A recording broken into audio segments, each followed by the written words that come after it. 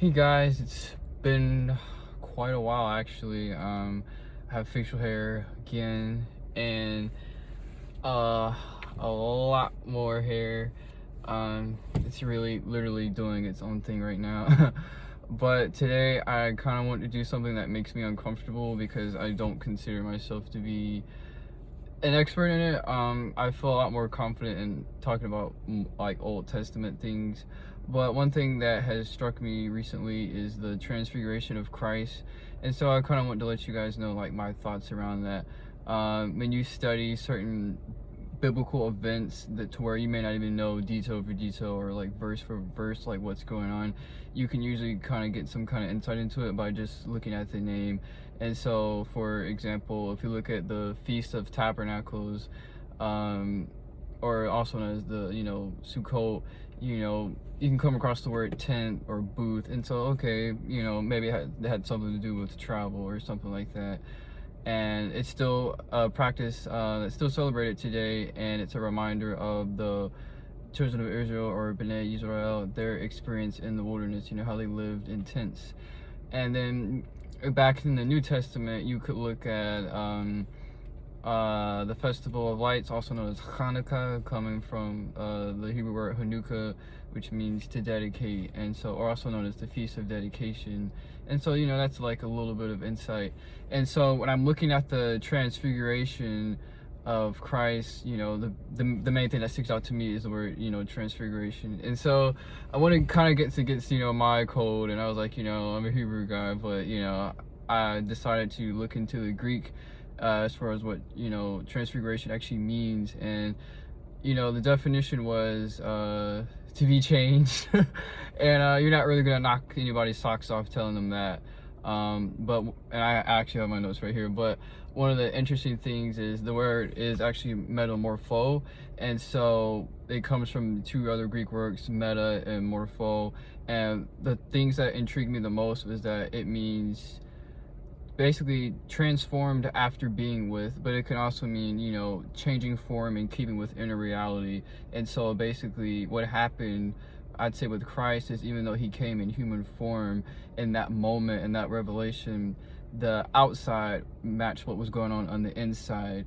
And what I really piggyback off of that was being transformed after being with. And we know that Jesus heavily emphasized the fact that the Father had sent him. He came from the Father. He didn't do anything that he didn't see the Father doing. If you go to John 5:30, it says, "By myself I can do nothing. I judge only as I hear, and my judgment is just. For I seek not to please myself, but him who sent me."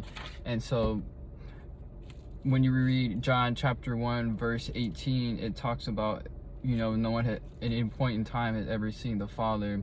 And you can get into a debate about that, because you think about the people in the Old Testament who had encountered the angel of the Lord, and the angel of the Lord appeared to be God to some people, as far as like when they actually study it, because some people, like Samson's parents, the angel of the Lord foretold his birth, and based off their encounter with him and how they offered a sacrifice, and he went up in the flames, it was like he actually responded, we're going to die because I've seen God.